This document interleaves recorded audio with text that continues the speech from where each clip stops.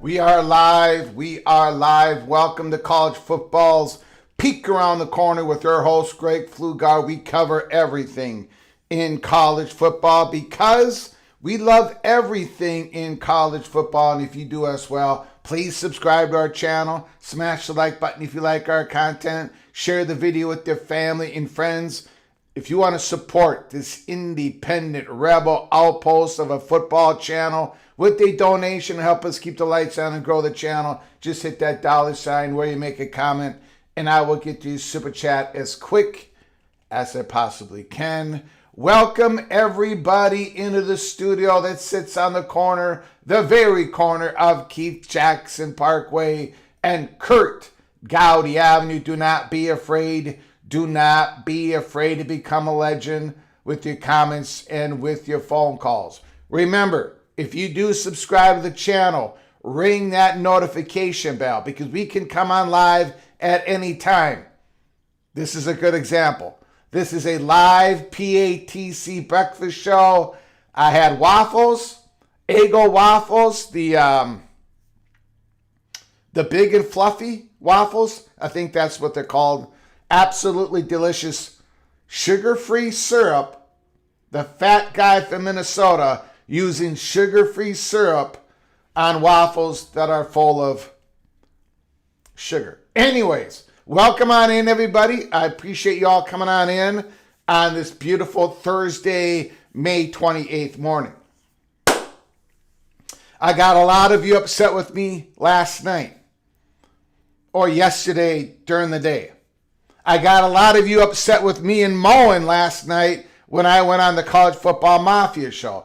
And I do thank Mohr for letting me on the show. Thank you, Nathan Brown. Thank you, Wild Jude. Thank you, Daniel Gygax. Thank you, Becky Go Huskies. Thank you, Rock and Rant. Thank you, Sergeant Pickles, for letting me go on your beautiful program every once in a while. I do have a grating personality, so you only can take a little bit of me. I have a very grating, upper Minnesota grating personality.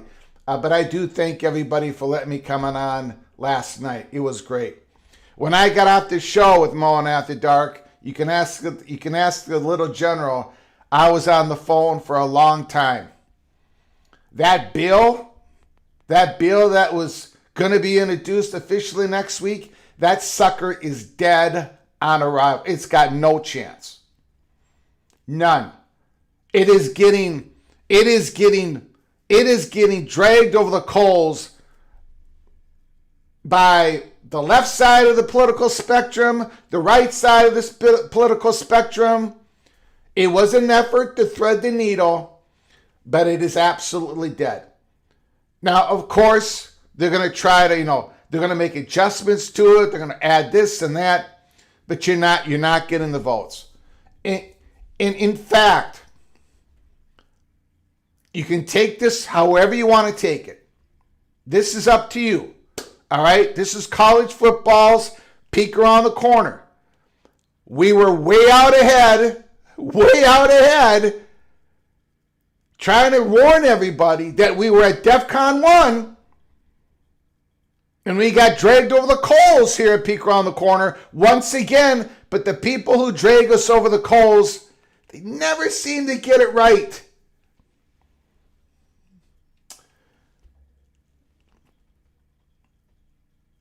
This bill has caused incredible damage. The thought that this bill could have ever been introduced and think they could have the support. Greg Sankey, in his way, in his passive aggressive manner, he's already mocked this bill. And we're going to go over the Ross Dellinger article that came out last night. He's already mocked it. This is completely dead. It is absolutely getting destroyed. Maria Cantwell traded in as they're negotiating back and forth. Maria Cantwell basically gave Ted Cruz a lot so that Maria Cantwell could do the bidding of Cody Campbell. This is Cody Campbell's Saving College Sports of America, warmed over, spilt milk, and they spilled it all over the place. Maria Cantwell traded in the employment issue. She traded in the transfer portal issue. She gave Ted Cruz all the chips on the table so that Cody Campbell could target the Big Ten and the SEC. So that Cody Campbell could go after their sovereignty. That Jack Swarbrick could protect Notre Dame's football independence. This is not the Cruz and Cantwell bill. This is the Campbell, Captain Jack Swarbrick bill. As indicated by the report in the Ross Dellinger, but we had it figured out before that report came out. In fact, that Ross Dellinger's article confirms everything we said yesterday in relation to Section 205. That part of the bill is in there because Cody Campbell needed that in there. Again, another bill that doesn't put any Big 12, ACC, Texas Tech Red Raiders skin in the game. It only puts the Big 10 and SEC skin in the game. They're the only ones that are giving anything up. This has done great damage. I think Ross Dellinger, I think there's going to be more reporting today. I think there's going to be a lot of reporting today. And I don't think I'm gonna change that a little bit. Maybe not today, but by tomorrow. I think there's going to be a report out of the Big Ten. As we have been warning people, that I don't know how this silo is going to go. I don't know when they're going to pull the trigger. Maybe they pull up at the last moment. We are uncharted waters, but I have been warning everybody for months that this was not an idle threat. That the SEC doesn't trust nobody. I don't know why that message is not getting through. The Big Ten don't trust nobody. And this is another example. You're going to write a bill, you're going to write a section of the bill that targets 2 conferences. And you think that's going to fly? What are you, nuts? You think this is going to pass? Do you think the SEC and the Big Ten are going to stand by this? Of course not. You want, the Big 12 want, the ACC would. Nobody would. You're taking sovereignty away from conferences by not taking sovereignty from other conferences. The mockery that is, and I've warned people, I got no problems with what Cody Campbell has done at Texas Tech. I think he's done an incredible job. But what he has done nationally has been an abomination. An abomination. He's only adding, he keeps adding gasoline. And there are people out there, very smart people out there that think he's doing a wonderful job. Wake up.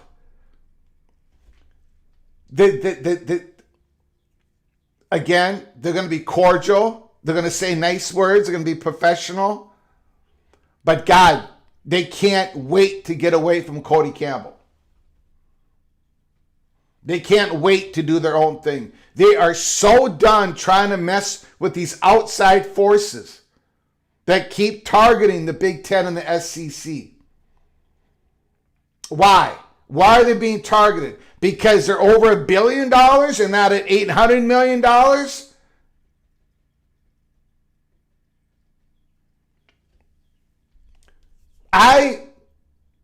I love a lot of the people who absolutely disagree with me on this issue. I truly do love a lot of people. I love you all.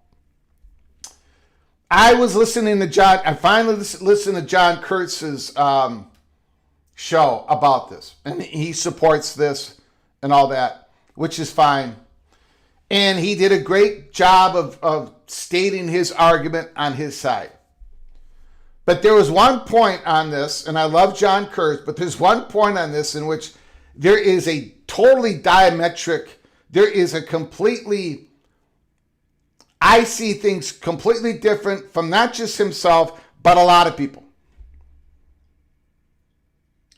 John Kurtz at one point said in the show, and again, I love John Kurtz, he's not here to defend himself, but he said the following, and this is going to save the SEC and the Big Ten from themselves. End of story, period. This bill would help the SEC and the Big Ten save them from themselves. I don't want the Big Ten to be saved. Why should the Big Ten be saved? Why should the Southeastern Conference be saved?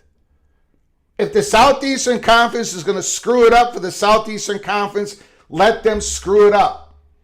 If the Big Ten is going to make decisions that are going to screw up the Big Ten, let them screw it up. Why are we going to government to try to make decisions for the Big Ten, the SEC, the Big 12, the ACC? If we would have had that attitude, if we would have had a bill that stopped the Big Ten and saved them from themselves when they created the Big Ten Network, the Big Ten Network would have been out millions and millions and millions in dollars. The Big Ten Network created so much value for the non-revenue sports. Everybody outside the Big Ten mocked the idea. I'm old enough to remember. I mean, are we going to have a bill that is going to save the Big Ten from itself? It could have went all pear-shaped for the Big Ten. But thank God we didn't try to stop the Big Ten from saving it from itself. I don't even understand. With all respect to John Kurtz and everybody else in the chat room, I have no idea where that philosophy even. I do not want the government to save the Big Ten or the SEC. I don't want the Big Ten saving if the Big Ten wants to do some deal, who is this group that is trying to save the Big Ten? Who created this bill? Let me show you guys something. And we're going to go through the Ross Dillinger article. We're going to go through the Ross Dillinger article. I just want to show you this. This is from Dave Cavucci, who wrote an article about the founder of Smash Capital. Now, why are we talking about Smash Capital? Later on in the program, we're going to be going through the article, Ross Dillinger and Jack Swarbrick and Smash Capital. They wrote this sucker. They wrote this bill along with Cody Campbell. Okay? So who's trying to save college sports? Who is trying to save the Big Ten and the SEC from themselves? This man, Eric Garland, the founder of Smash Capital, July 17th, 2012. If you don't watch sports, I don't. You don't feel you're missing anything. My kids are still drowning, but not in ads. That's the founder of your beloved Smash Capital, who's trying to save college sports along with Cody Campbell. Are you kidding me? This is the outside interest that is coming on in, and they're trying to knock down everything. Again, they have spent, and this is why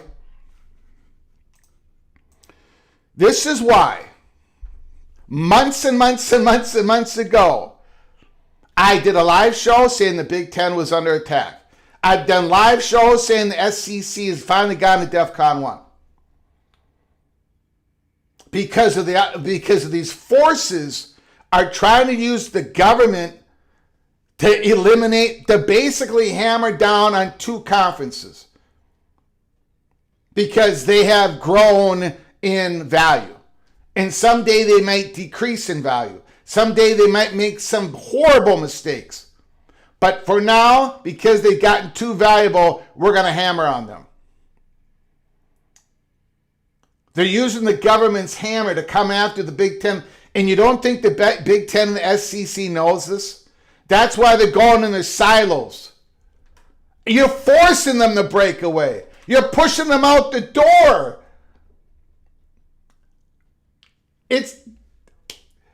What are we going to do next? What are we going to do next? For those who believe in this bill, what do you want to do next? Do you want to make sure that every Power 4 conference team has a basketball team as valuable as the Kansas Jayhawks? Are we going to make sure that every football team is as valuable as the Ohio State Buckeyes? Are we going to stop the growth of the Buckeyes? Oh, we only are interested in stopping media money growth? Is that the only bucket of cash we're interested in pushing down?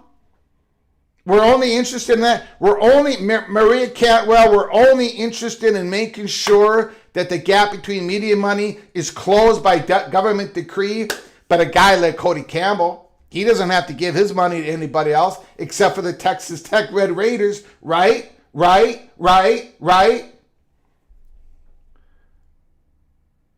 This is certain forces. This is all this is. This is not, there is no altruistic stuff going on here. This is certain forces. Once again, this is like their fifth attempt in the last 3 years to target the Big Ten, to target the SEC. And it's already has failed. Now, before everybody starts complaining that I'm a P2 guy, this is a P2 channel and everything, I'm going to spend the first half of this monologue going after my brothers and sisters from the Southeastern Conference. So, before I piss off everybody in the Big 12 and the ACC and Notre Dame, I'm going to piss off the Southeastern Conference. What the hell is going on? You're complaining about the metrics. You're still complaining about the metrics. You're complaining about what happened in last year's playoff selection. We're going to go through an article real quick here.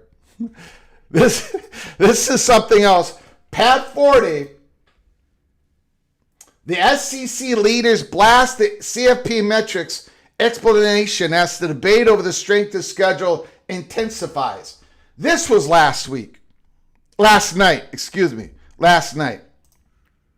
This article popped up.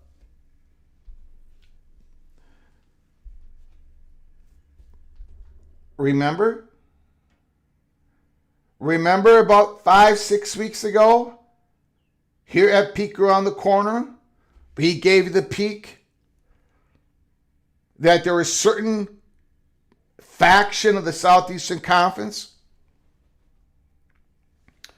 that we're going to begin socializing why the need that the Southeastern Conference, well, we're going to have to go back and look at the AQ models that are sitting out there for an expanded college football playoff format. Remember, we reported that to you? This, my friends, is the first volley. This is the Southeastern Conference. Certain people arguing with other SEC people saying, look, this ain't going to go our way. This is not going to go. We're already getting screwed on the metrics according to the perception. And now we're going from 8 conference games to 9 conference games. We're not being protected. The Southeastern Conference is being screwed. Doesn't the playoff committee know that BYU basically have to go undefeated for them to be able to have a chance to go to the playoffs? Doesn't the committee know that?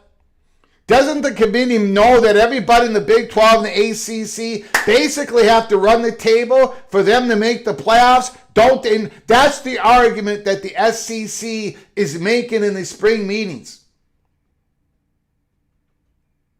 It's unbelievable. Again, I love you, SEC brothers and sisters, but you're driving me nuts. Excuse my language. This is a live breakfast show, college football YouTube channel. Excuse my language when I say this. Please, I apologize in advance. You can take those metrics and you can put it where the sun doesn't shine. Honestly. Here's the problem, ladies and gentlemen. Nobody knows truly who the best 12 teams are in the country. I don't care. All of you are a lot smarter than me. I am the original Minnesota moron. You can put your metrics here. You can weight this over there. You can make all these beautiful charts, things that the fat guy from Minnesota has no idea how to make. You can do all that stuff. But none of you can tell me honestly, you don't have the truth on who the best 12 teams are. In this day and age, where there's large conferences, imbalanced schedules, there is no way to determine it. Right? So we're fooling ourselves. The Southeastern Conference, there's other teams that if you look at their record, yeah, they have less losses, but they're not as good as our teams that go 9-3. Well, what do you think is going to happen when you go to 8 conference games and 9 conference games? 12 is not big enough, ladies and gentlemen, and 16 doesn't work because it does not recoup the losses of eliminating the conference championship games. We're going to go to 24 or 20, then to 20, whatever. But 16 doesn't work, and 12, come on. It doesn't work. The SEC is complaining during the SEC meetings that, again, the metrics were not looked at carefully enough. Basically, what they're saying is, if you're in the Big 12 and the ACC, you better run the table. You better run the table. You're not like Florida State when they ran the table and they couldn't get in the playoff of 4 teams. This is where it's at. Because the SEC is so great, so powerful, and now we're going to 9 conference games.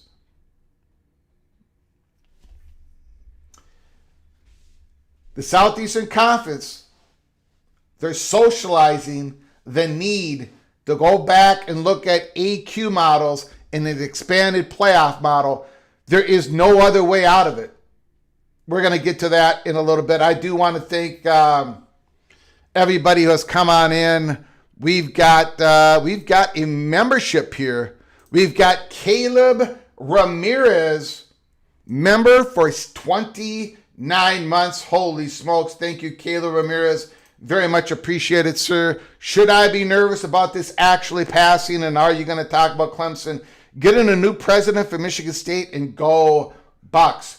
Thank you, Caleb Ramirez. You are officially knighted, cloak and dagger. The bill is dead. They're going to put oxygen into it. They're going to have these committees. They're going to be Chris Murphy's ripping on it. It didn't have the student athletes involved in it. It takes away it doesn't involve employment. It gives NCAA some antitrust exemption. It is getting absolutely ripped from the left, and it is getting ripped from the right because they believe that employment should be completely taken off the table. So, no, it ain't passing. It's absolutely dead. Absolutely dead. The Clemson getting Kevin Gusowich, that is mighty interesting. I don't think it's interesting from a realignment standpoint, although maybe, but I don't think so. It's just interesting that Kevin Gusowich left Chapel Hill because there was a big rock fight going on. He went to Michigan State because he said Michigan State is fully aligned. He found out that they were not. There's stuff going on at Michigan State. And now he's going to Clemson, which has a history of being fully aligned. As we've talked about it, Clemson runs a button-up board of trustees. They're very professional. They've got a great reputation. So Kevin Gusowich goes to Clemson. Very interesting indeed. Thank you, Caleb Ramirez. I appreciate it. Moen After Dark. We've got our first super chat of the morning. $5 holla. $5 holla.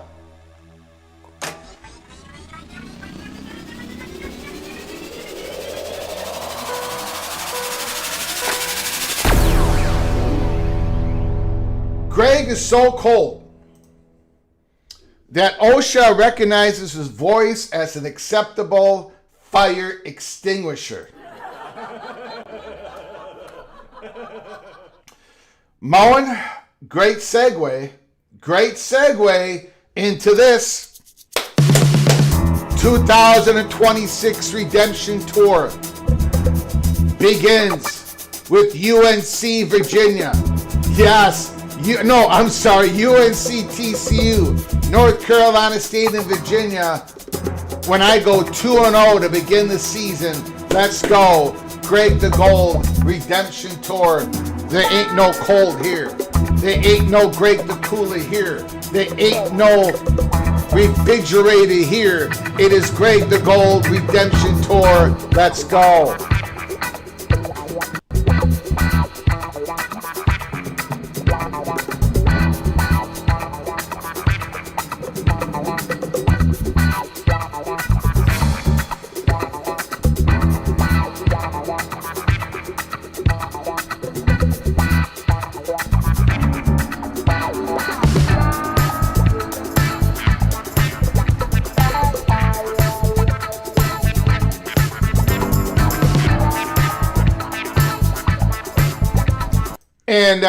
And Moen After Dark, as you know, I've got the Buckeyes winning the Big Ten and the National Championship. So you're going to have to become a believer, Moen. You're going to have to become a believer. Thank you for the $5 holla. We got Frank Potter.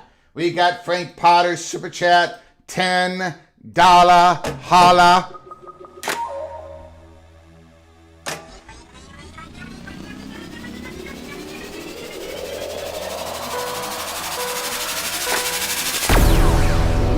Frank Potter, George Hollis was smart to realize keeping his advantage in Chicago wasn't in his long run interest. This is why he pushed for parity with the draft. Free agency needs a salary cap for parity. Yes, I agree with a lot of that, Frank Potter. I really do. Here's a couple of things, though, to consider. Number one, we're not going to get a draft in college football because student athletes are going to go to the college that they want to go to. That's number one. Number two is I am a believer in a hard cap or a soft cap. I can understand both. I can understand the NBA soft cap. I can understand the NFL's hard cap. I have said here many, many times that the NFL has a great advantage over Major League Baseball. The NFL absolutely ensures that competition is the major part of the product. Major League Baseball cannot give that to you. That's why Major League Baseball is looking at a potential some sort of soft cap as well, because they're going to be in major negotiations here, labor and the ownership. There could be a lockout, freeze out, whatever. So I agree with that as well, Frank Potter. I also agree with, I'm also pro CBA, collective bargaining, eventually resulting in a collective bargaining agreement. But here's the issue. I don't know how it could be possibly done nationally, because if it is done nationally, then whoever is representing labor is not representing the Big Ten, the SEC labor good enough.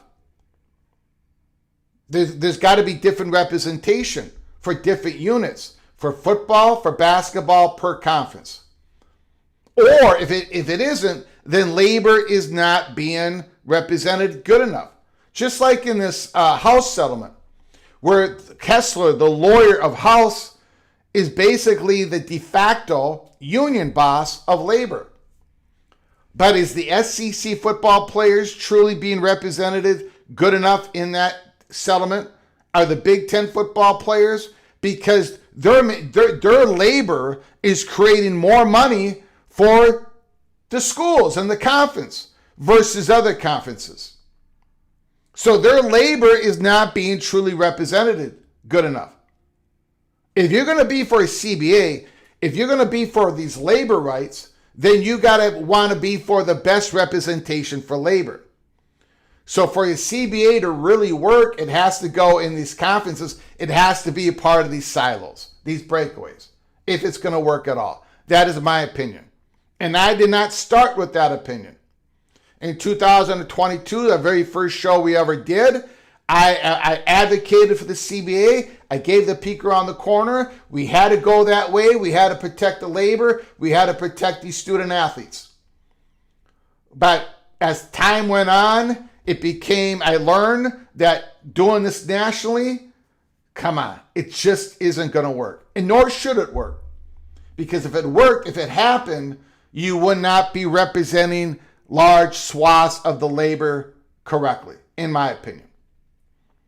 So yeah, and even in that, we're not going to get total parity in college football. We're not. There's going to be schools that have certain advantages over other schools, and that's how it's always going to be. And that's the way it is. And in a different sport, other schools have the advantage. In another sport, other schools have the advantages. But I understand what you're saying, Frank Potter. I agree with what you're saying. Thank you very much for your $10 holler. I very much appreciate it. I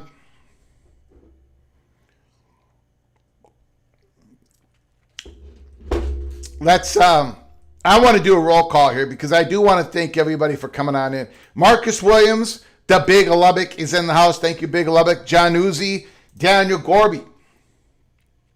Swarbrick did not co-write this art. He Smash Capital was part of the influence over this bill.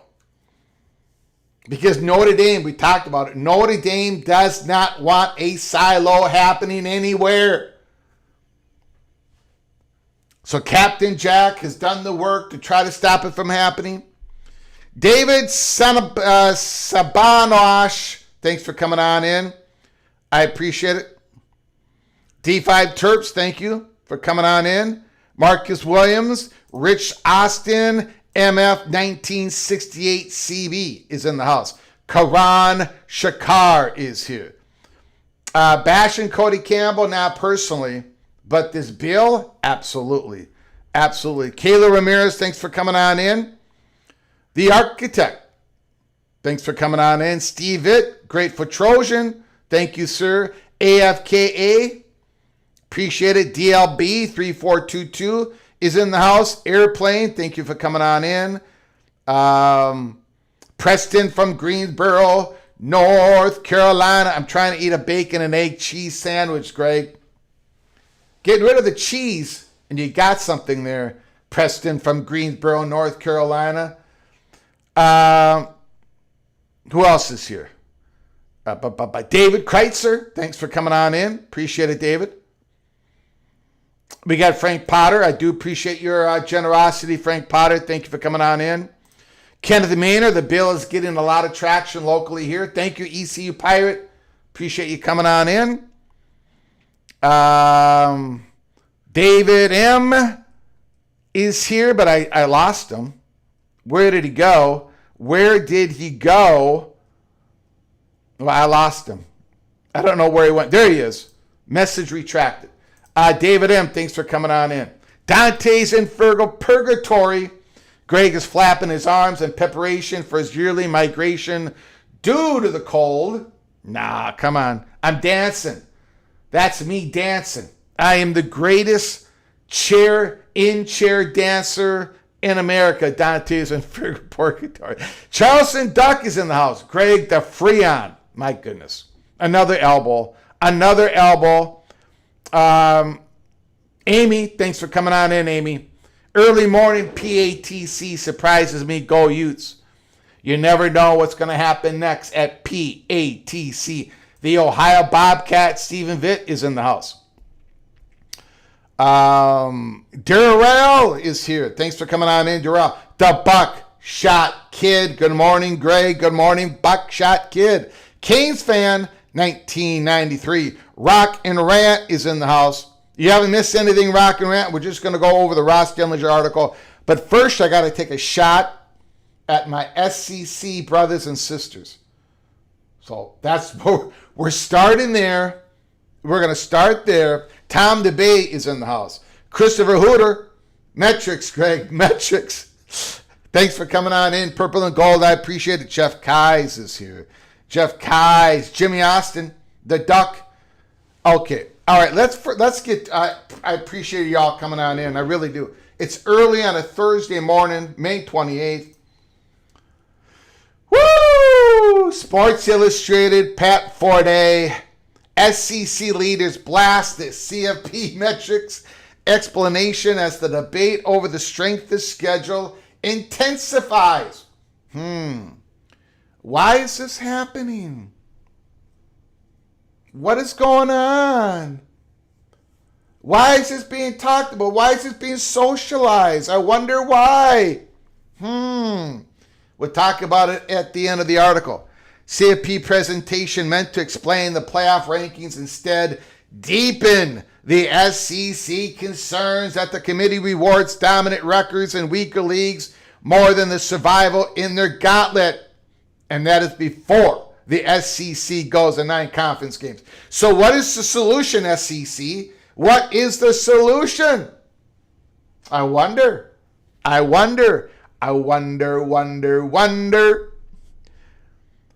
Miramar Beach, Florida. College football playoff officials gave a show your work presentation explanation to the Southeastern Conference football coaches on Tuesday, according to 4 sources. It did not go over well at all. People were not happy. One source familiar with the presentation and reaction to Sports Illustrated.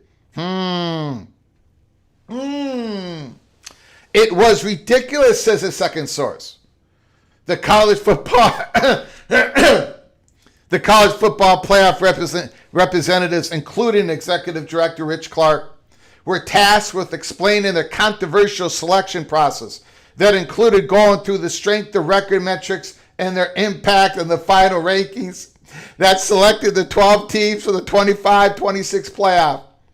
A particular issue for some in the room was the explanations for the rankings of Big 12 teams, Texas Tech and BYU, in relation to several SEC squads.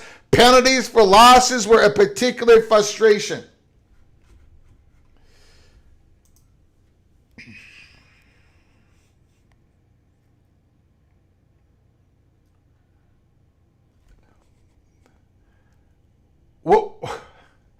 What? Again, I say this and people think I'm saying it facetiously.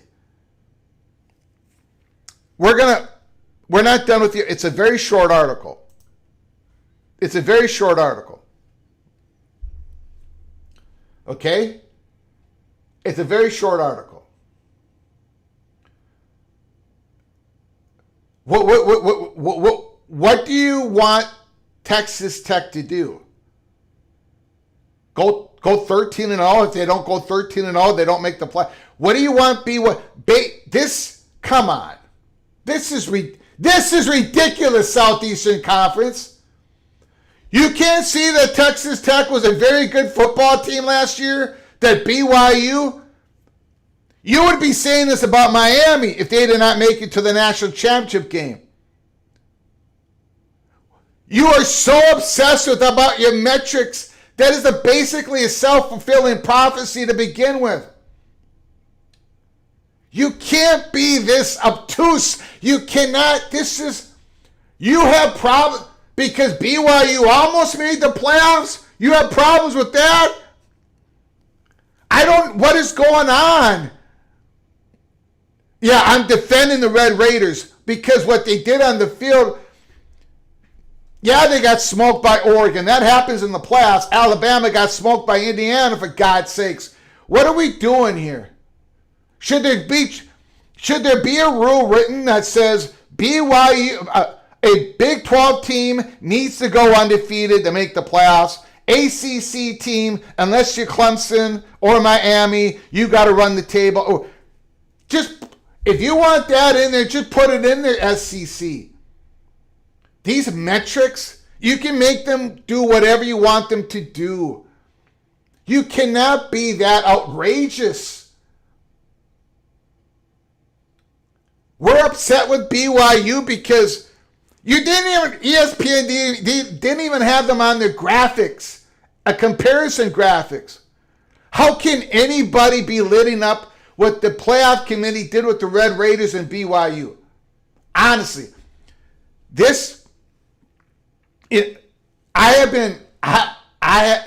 I have said that. I said this with Mohr last night.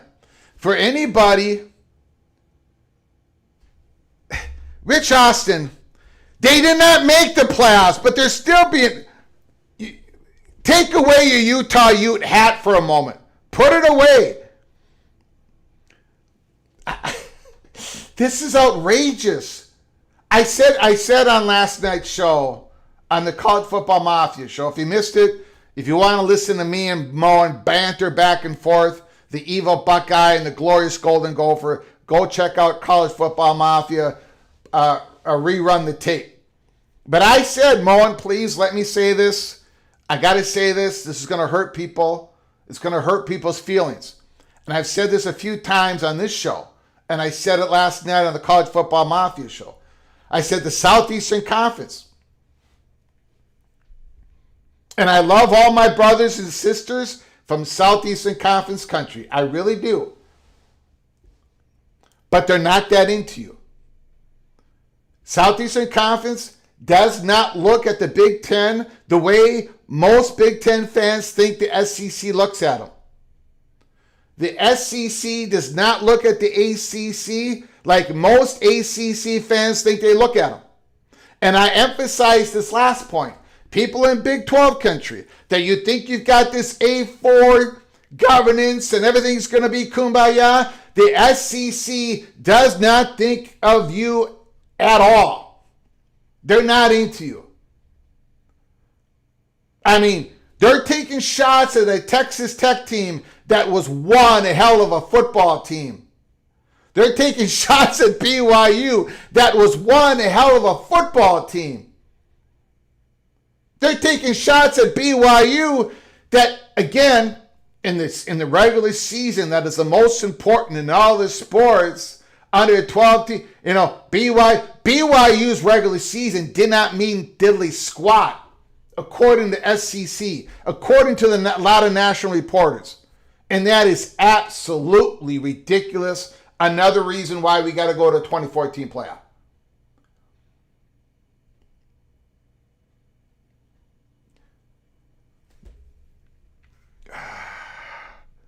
Back to the article. A particular issue, and I'll end this paragraph here. I'm going to repeat this.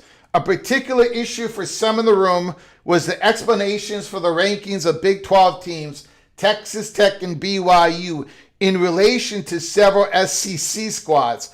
Penalty for losses were a particular frustration. The Red Raiders play a cream puff non-conference schedule of Arkansas, Pine Bluff, Kent State, and Oregon State that did not prevent them from locking up the number 4 seed in a first-round bye. According to those familiar with the CFP presentation, Tech's high CFP analytics ratings were a reflection of several blowout wins while going 9-1 against Big 12 opponents.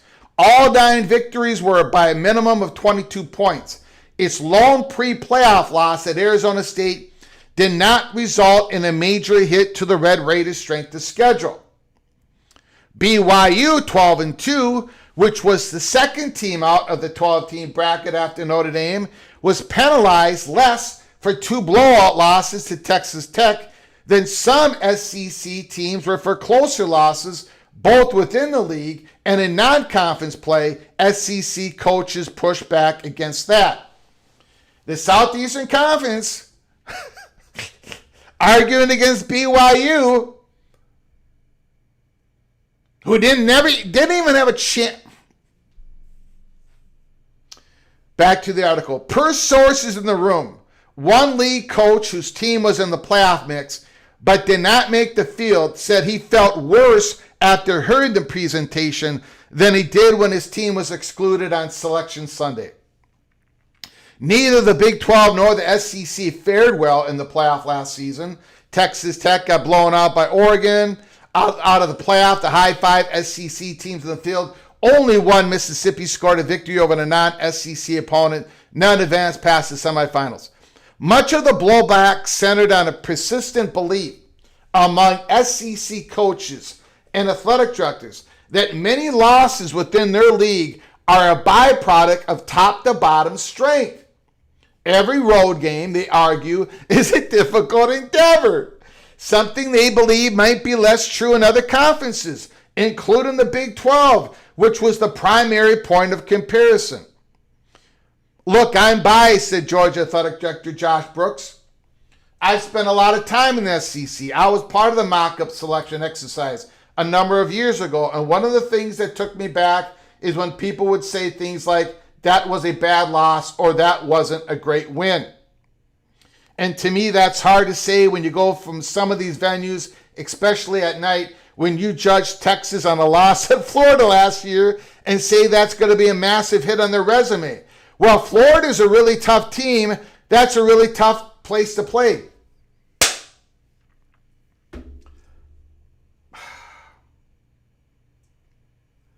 There it is. According to many in the SEC, a BYU and Texas Tech, they got to go 12-1 to make the playoffs. Because if they go 11-2, or they may have to run the table, because jolly gee whiz, guys, a Texas team that goes 9-3 that lost to a 4-8 Florida, well, they're a really tough team. It's a tough place to play in the swamp. The Southeastern Conference is never going to be happy with the metrics. They're not.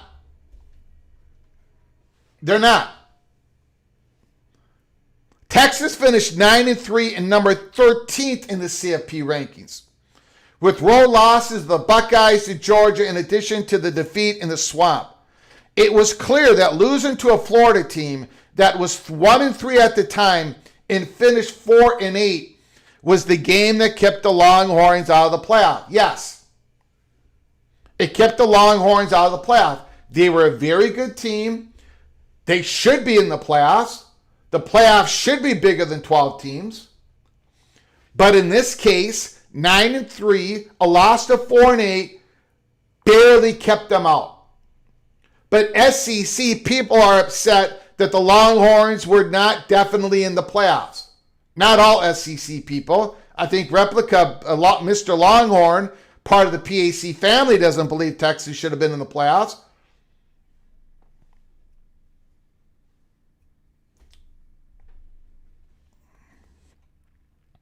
While banging on the drum, as always, for SEC strength of schedule, Brooks says he's a believer in the human element of playoff selection. Metrics only tell a partial story. The SEC is moving to 9 league games this fall. There will be more losses. League officials are concerned that the CFP selection committee would do what it's long been accused of doing, fixating more on wins and loss record than strength of schedule.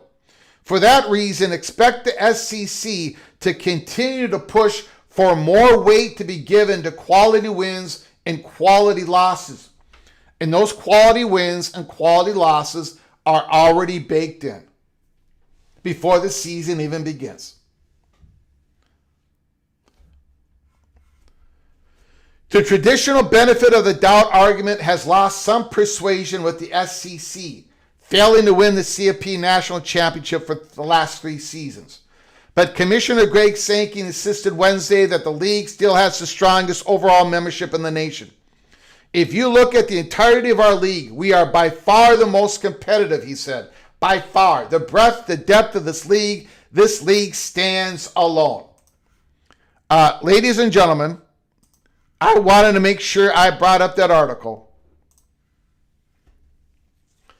because, again, as we reported to you, I don't know, maybe it's 2 months from now, 2 months ago, there are people within the Southeastern Conference that want to go back and look at an AQ model in an expanded college football playoffs.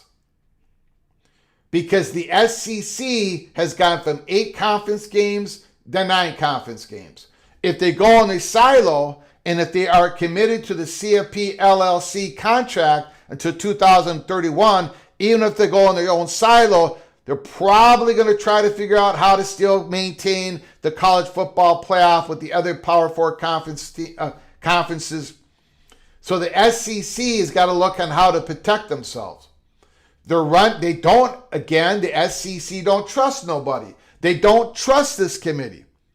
They think this is another example where BYU was ranked too high, which is incredible to me. But that's where the SEC sits. And they're going to have 8 more losses this year. They're going to have 8 more losses, and a couple of those losses are going to be at the top half of the conference. So I'm just warning everybody once again. Even now, there are reports. Everyone's looking at the possibility of a 2014 playoffs. The SEC is looking at the models, and the dominant one is the at-large model, right? 23 plus 1. But that's not the only model that they're looking at. So I'm just giving everybody a warning. The Southeastern Conference, if, and it's a big if they go in their partial silo, if they maintain the college football playoffs with the other conferences, if they elect to decide to go to the 2014 playoffs, the SEC is going to get something out of it. And one of those things may very well be a large number of automatic qualifiers out of the SEC to protect their incredible gauntlet that they go through every single year. So I just wanted to bring that article up because we're going to hear more and more of that. All right. Okay. Let's get to it, ladies and gentlemen. I do want to thank Frank Patet, Mohr After Dark, Kayla Ramirez. We are going to get to your phone call for your donations, for your generosity. We're going to get to your phone calls later in the program.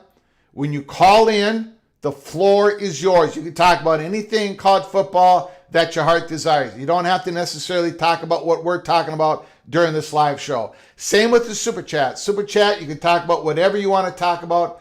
The other comments I will pick and choose depending on how relative is to the conversation that we are having. All right.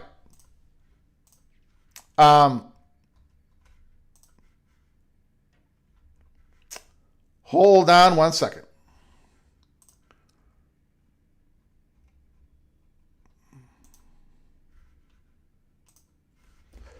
Getting a lot of messages here. Things are really active right now. We might have some breaking news later on in this live program, so keep your head on a swivel. Ross Dellinger, some of you might have missed this, a late article last night.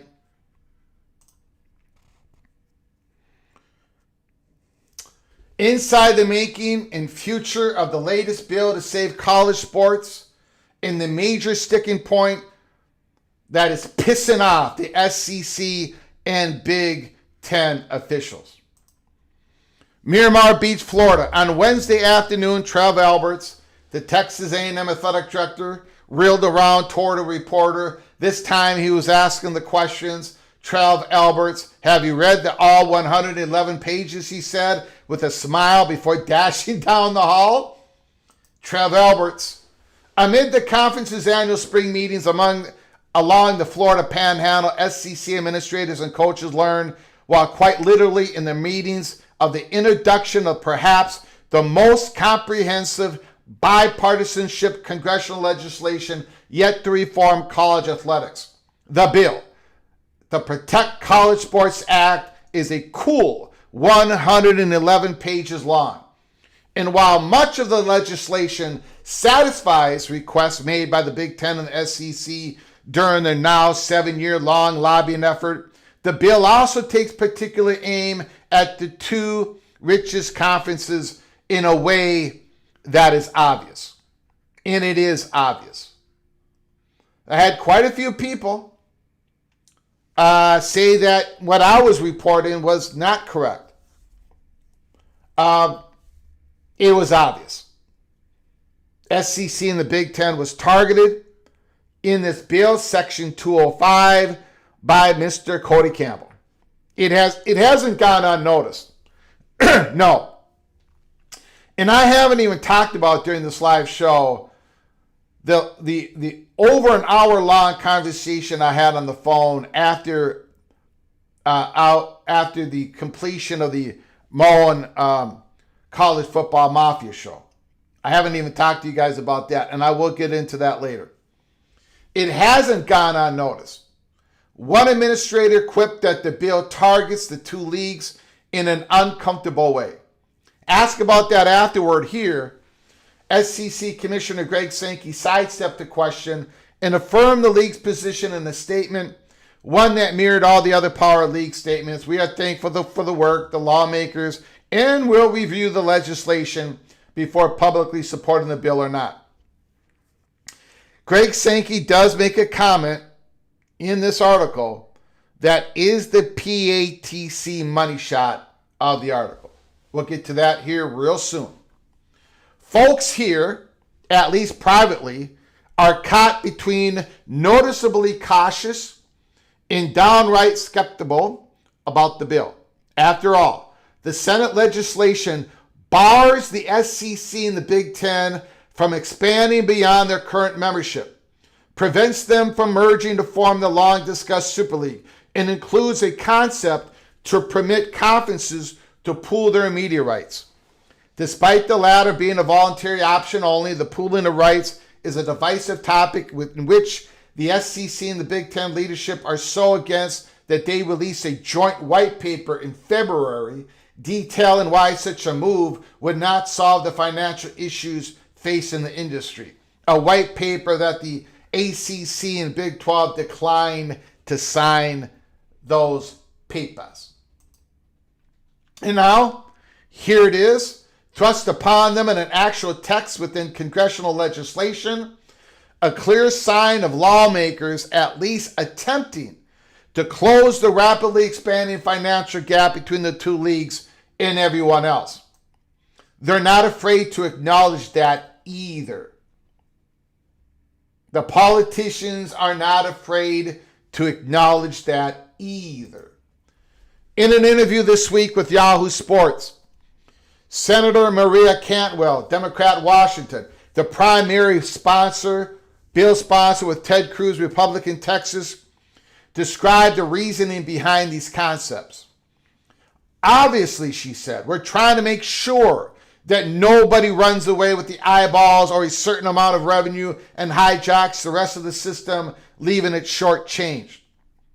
Will the SEC trade a satisfied request, one-time transfer limit, 5-year eligibility standard, agent registry, strict revenue share cap, for the items that they wish weren't in the text? It remains to be seen, although PATC confidently reports to you this morning, no, they will not. But that is up for you guys to decipher among yourselves. Back to the article. It remains to be seen.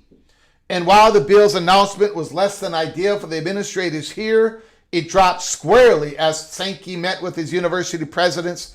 It's unclear how the legislation impacts the high-level discussions here around self-governance, breakaway model. We're going to hear more about that. One official said the bill renewed hope in congressional action to save the day and regulate the industry. What many described here as a Plan A, PATC money shot number 1 of the article. But another believes the league's presidents are barreling toward at least a framework for Plan B, a self-governance model that sets conference-wide rules around eligibility, transfers, athlete compensation, tampering, etc., while still holding a commitment to the College Sports Commission.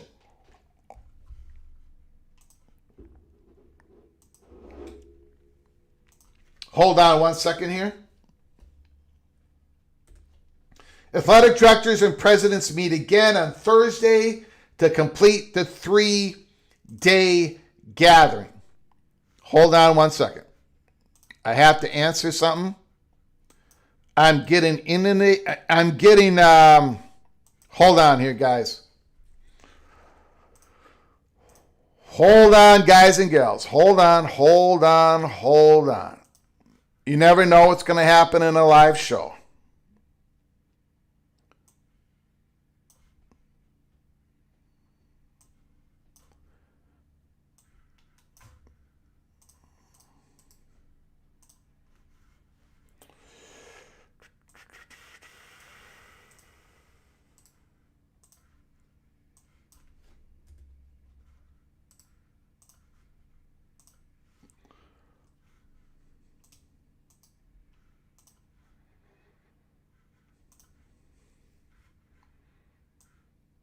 Okay, we're going to continue for now until I can verify what was sent to me. Hold on. Does it have a real chance of passage? Hurdles are already forming.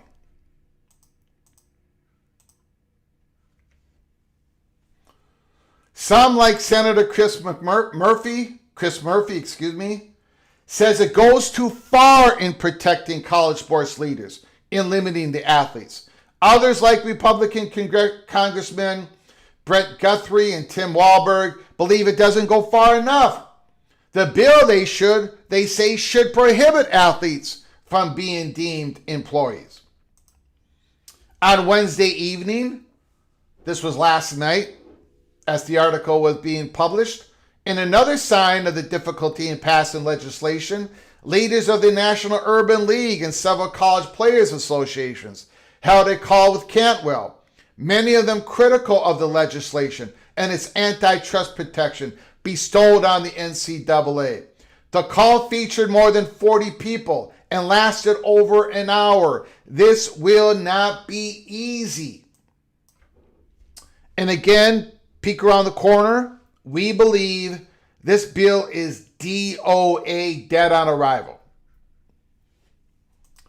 Meanwhile, the SEC and the Big Ten Legal Counsel will likely spend several days poring over those 111 pages and determining what they like and what they don't like in the legislation.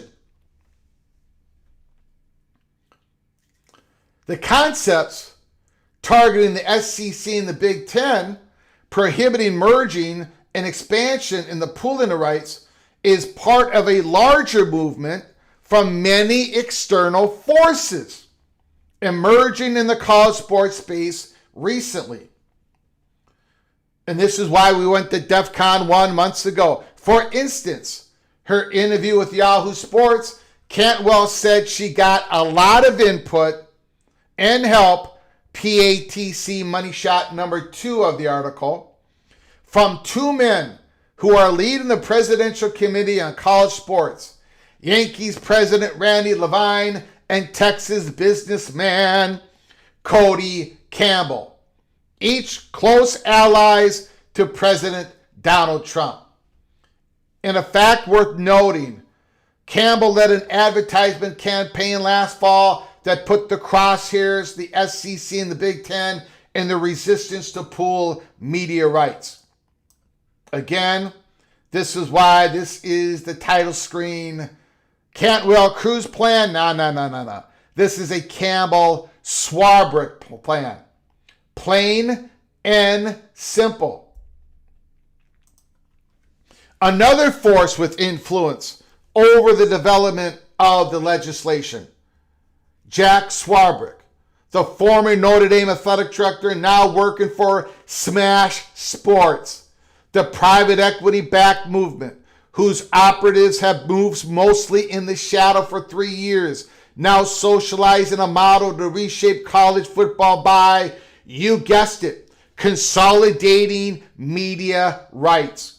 Again, this attempt to take away the sovereignty of the Big Ten and the SEC, it has been consistent, it has been unrelenting, it has been led by Cody Campbell, it has been led by Smash Capital, it has been led by other capital private equity firms, it's been led by former athletic directors Jack Swarbrick, because within the pooling of the media rights, guess what? Notre Dame, no fear for Notre Dame, no skin in the game, Notre Dame. They're going to keep their football independence, Notre Dame. No sacrifices, Notre Dame. No skin in the game for the Big 12, the ACC.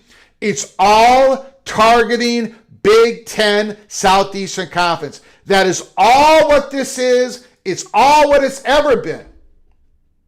Now, you can like it. You can enjoy it. You can support it, but you cannot pretend that this is not what it is. So, of course, the Big Ten and the SEC are going to walk away. In fact, I dare say they're running away. They know they're not. Look, Smash Capital and Cloak and Dagger, they know what Smash Capital's been doing. They know where Jack Swarbrick is. They know what Notre Dame wants to maintain. They know what the Big 12 and the ACC want to happen. This is why we did a live show a week ago. The title screen had Split River running between the 4 islands of the 4 power conferences. SEC, Big 10 on one side, ACC, Big 12 on the other. This is where we're at. And Cody Campbell, he ain't going to stop. He's got all the billions of dollars. He's going to keep going. Jack Swarbrick is going to keep going. And the Big Ten and the SEC are going to go as a result. And here is the PATC shot number 3 of the article. And this is the end of the article that we're covering here at Peek Around the Corner. If you want to read the whole thing, go to Ross Dellinger at Yahoo Sports. This is it. Listen, read this over and over and over and over again. It's interesting in Washington where the voices of influence come from, Sankey said on Wednesday. I think that bill, the Campbell Swarbrick bill, I think that bill speaks to the voices of influence. Who are those voices? Ross Dellinger asked. You guys can figure that out, he answered. The voices in this bill, bam! Cody Campbell, Jack Swarbrick. There it is. Again, mounting up a campaign to target the Big Ten and the SEC. You can cheer for it. You can support it. You can do all what you want with it. But you cannot deny that this is what it is. It's not about saving college sports. It's not about saving the Big Ten and the SEC from themselves. It's about targeting the two conferences. Taking away their sovereignty, not taking away any of the Big 12 sovereignty, not taking away any of the AC sovereignty, and not really solving anything either. But the bill is dead on arrival. I'm not all fired up because of the bill. It's like the bill is dead. It's not going to happen. But it's the aftermath of the creation of this bill. This bill has caused damage. It doesn't have more legs than the SCORE Act. It has caused more damage than the SCORE Act. It is the final gallon of gasoline that has been poured on the silo fire. We have done live show after live show after live show. We have done DEFCON 1 shows. We had the Big Ten, the SEC, Big Bears walking away from a fire, and the ACC and the Big 12 Bears are sitting around the fire. We've done the Split River. I don't know what else I need to say. We are in dangerous times. This bill has done big damage because look what Greg's saying. They know this ain't going to work. Cody Campbell, I applaud Cody Campbell for capturing the attention of President Trump. He spent millions and millions and millions of dollars of advertising going after the character of the commissioner of the Big Ten and the commissioner of the SEC. He's gone to work. He's got enough support. He's promised enough money to Cantwell, to Cruz. He's got this in the bill. He can stand up there and say, oh, we're going to save college sports. We're going to save everybody. But it ain't going to work. It's dead. It failed. It already has fallen. And now all eyes are on the silos. All eyes are on the breakaway. I told you I had over an hour discussion with people in the Big Ten. Discussions with an associate athletic director. Discussions with BTM and his band of merry men. I'll just say that. And with chatter behind the curtain. There is the only thing that's going to stop a Big Ten breakaway, the only item that's going to stop a Big Ten SEC silo breakaway is their legal counsel. It's going to be in the hands of the legal counsel. Both of those conferences are marking up their plans. They're not in coordination. They're not in coordination. They really don't know what the other side is doing, but they're marking up their plans, It's going to be in the hands of the legal counsel. Can they withstand? There's going to be a lot of court challenges. There's going to be a lot of political blowback and all that stuff. It's why I do not think, again, I still do not believe that conference expansion is imminent. I don't think that's even a possibility right now. All of this is in the hands of the legal counsel of the Big Ten and the SEC. It is not in the hands of Captain Jack Swarbrick, Notre Dame, former athletic director. This is not in the hands of Smash Capital. The private equity firms, the private capital firms that have been trying to dislodge Georgia and Alabama from the SEC and the Buckeyes from Michigan from the Big Ten, it hasn't worked. The Super League forming, it's not working. The Big Ten and the SEC are looking to go silo. And it's not in the hands of Cody Campbell, Jack Swarbrick, or any of these bills that are being introduced. That is where we're at. And we have been given the warning on this for months. And now I in one way, I'm happy that this has become so clear to everybody now. This bill was not written with student athletes' input. This bill was not written with Big Ten, SEC truly input at the end. This bill was written by Smash Capital, in which his founder of Smash Capital, July 12th, 2012, says, if you don't watch sports, I don't. You don't feel you're missing anything. My kids are still drowning, but not in ads. That founder of Smash Capital, he wrote the bill. Jack Swarbrick wrote the bill. And Cody Campbell wrote the bill through their proxy and Maria Cantwell and Ted Cruz.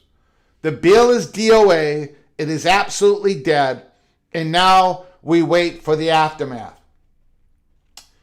I do believe there is a possibility that we come on live later again today. I would say a strong possibility. We believe there is going to be some reporting out of Big Ten in conjunction with what the SEC is talking about this week, in conjunction with what this bill was about, and in regards to some sort of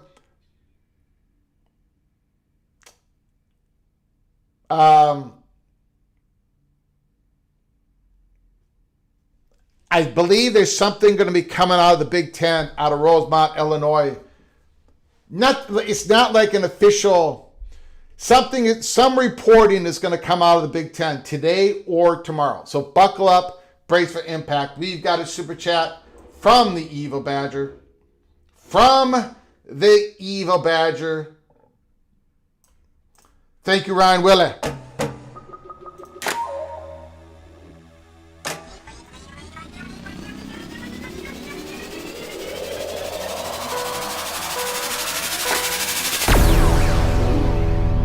Seems like the Big 12 podcasts are laughing at the P2.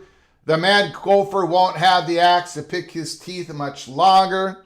I do not use toothpicks to pick my teeth. I use a big O axe. And it's staying in Minnesota. Thank you for the $5 holler, Evil Badger. Thank you so much for your generosity. I appreciate it very much. I'm going to sneeze here. Hold on.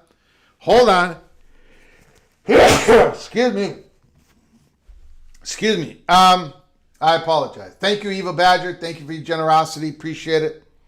I haven't watched any Big 12 podcast. I did watch John Kurtz this morning.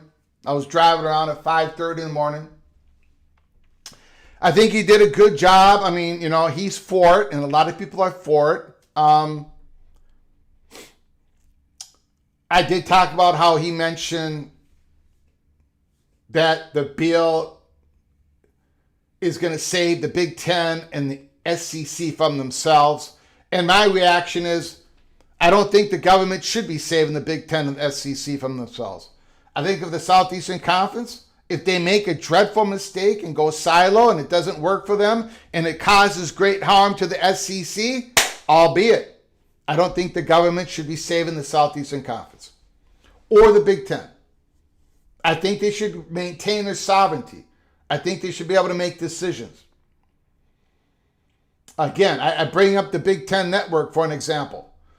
Pretty much everybody outside the Big Ten thought the Big Ten Network was a joke. It wasn't going to work. It was going to hurt the conference. The Big Ten schools at that time were not picking up any cash from their third-tier internal, third-tier content, media content, because they'd given it all to Fox. Fox was the sugar daddy to create the Big Ten Network. While other schools in other conferences were getting $1 million here and $1 million there, the Big Ten schools were not getting anything for 4 to 5 years. People thought that the Big Ten made a drastic mistake. Did people actually want the government to step in and save the Big Ten then? No, of course not. I don't want the Big Ten to be saved. If it gets destroyed, it gets destroyed. I do not believe that the Ohio State Buckeyes, the Michigan Wolverines, the Penn State Nittany Lions, the USC Trojans, the Oregon Ducks, the Washington Huskies, their right of association should not be taken away. If they want to leave the Big Ten to form something else, they should be able to do it. When the grant of rights is over with, or if they win a court case, they should have their freedom of association. Of course they should. They should have the freedom of association to play athletic games against who they want. Just like they have the freedom of association to do research with whoever they want. Whoever they believe is best for the university and the student athletes, the researchers. The freedom of association cannot be taken away from these schools. That is not the government's job. It is absolute. And then there's other things in this bill that I'm not even going to talk about. The rivalry thing, the scheduling thing, the regionality thing. What are we're going to have government run our athletic departments?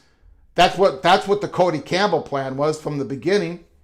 I think it's so utterly ridiculous. The good thing is this bill is dead on arrival. It's done. The scary thing is not the bill. The scary thing is what damage this bill has done. I've tried. I love watching Southeastern Conference football. I love watching Big Ten football. I love watching Big 12 football. I love watching ACC football. I love G6 football. This is why we have a national college football YouTube channel here.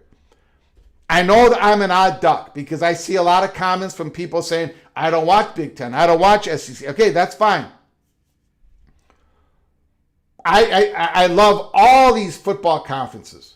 I love watching all of them. But I say this, the SEC, for one example, they do not look at the other conferences, what you think, how they look at you. And that includes the Big Ten. These comments that they're making out of the spring meetings are true. They don't think the Big Ten measures up to them.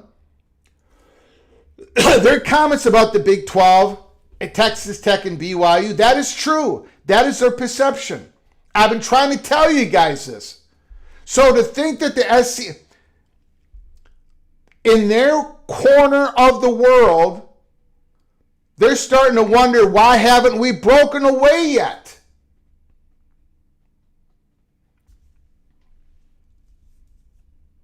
That is where we're going to. And this bill is more fuel to that fire. Thank you, Eva Badger. I appreciate it. We are going to open up the phone lines here, and I am going to check out a few things that I need to check out. I may have to step into these phone calls and try to figure out what is real, what is not real. I got a few things that have been handed to me, one through an email.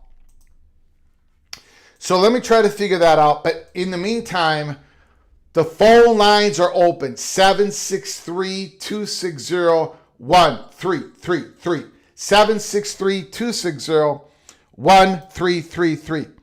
And once again, Once again, thank you, Justin Lucas, for the reminder. Keep your head on a swivel because we may be coming on live later on today. And it may be like an hour after I get out. Just keep your head on a swivel. Just keep your head on a swivel. Bill G, holy smokes. Bill G, the incredible edible. Bill G, thank you so much for your support, Mr. Cowboy. Alani Ted, hold on. Call from Christopher Hooter. Christopher Hooter, can you hold on a moment, please?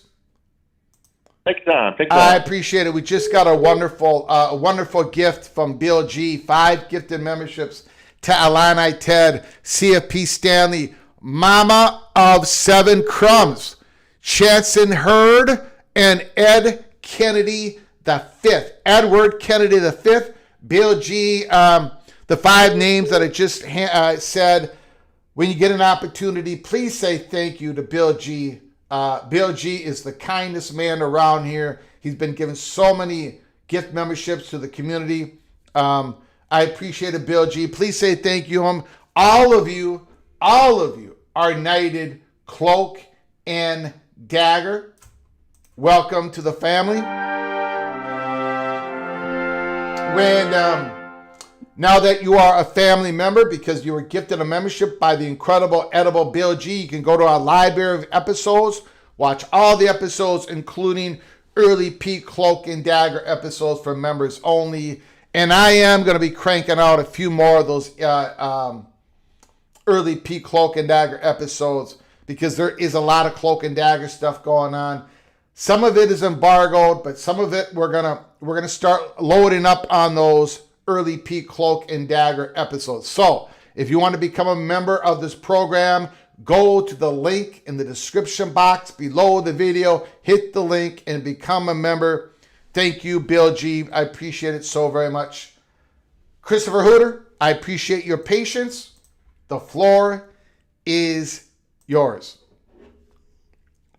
Well, the early bird gets the worm. I tell you, you're on a roll this morning, man. Well, this article came out last night, ladies and gentlemen. I wanted to make sure we talked about this article, right? Before we get on to what is going to happen today, Mr. Hooter. Because this article, it confirmed what we said yesterday, Christopher, that this was targeted to the Big Ten and the SEC. It talked about how this bill was influenced by certain influencers, right? This bill confirmed our reporting of yesterday, what Mohr talked about last night on the College Football Mafia show. This article that came out late last night confirmed what we talked about yesterday. So I wanted to get this, talk about it, and then we're going to move on because things, Christopher Hooter, there are other things that are going to be popping. Things are going to be moving quickly. So we had to do this first. But thank you for the phone call. What is on your mind, sir? Well, same sort of topic. So 2 days ago, I listened to Sankey's 40-minute not speech, but give and take. His answer with the media and whatnot. And I heard him talking about metrics. Okay, I know that's your word. I was kind of giving it to you there earlier. But anyway, so he said that when they were talking about expansion, if we go back a couple years from 4, I figured they were going to go 6 to 8. And my read on what he said is the metrics, believe it or not, we could justify 12. And what I read what he said is everybody was thinking we're going to go to 8. But the metrics said we can do 12. 12 what? So from 4 to 12. Yeah? When we went from 4 to 12 rather than 8, which is what I thought they would do. Okay. So I think when people started whispering about expanding the playoff, I don't think 12 was really taken seriously. I think some people said 6. Some people said 8. Mm-hmm. You might have heard of 16, but 12 is an awkward number, right? It was not bantered around a lot.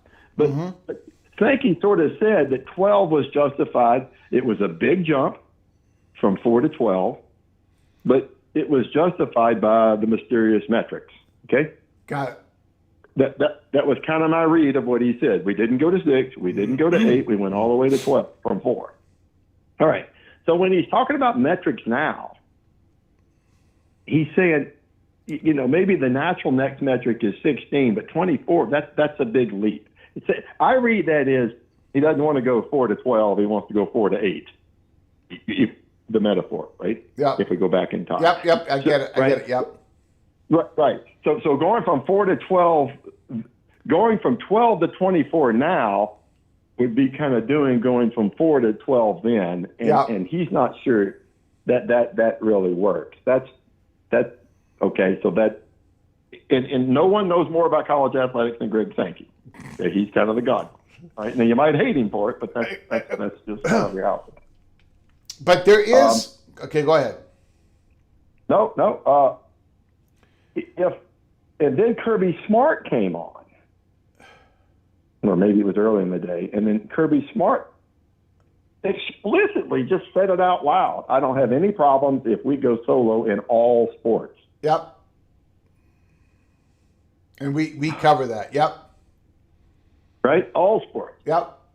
Okay. So if that's true, I mean, what is even the future of the college football playoff? Maybe the point is moot. Yeah, look, the college football. Look, well, there's two ways to this, right? If the SEC goes silo, maybe they have their own playoffs, or if the SEC goes silo, they figure their legal counsel figures they better keep their commitment to the College Football Playoff LLC, which they're a part of. Like, you know, we don't know which 2032 until 2031. Yeah, 2032, I think, will be the first year.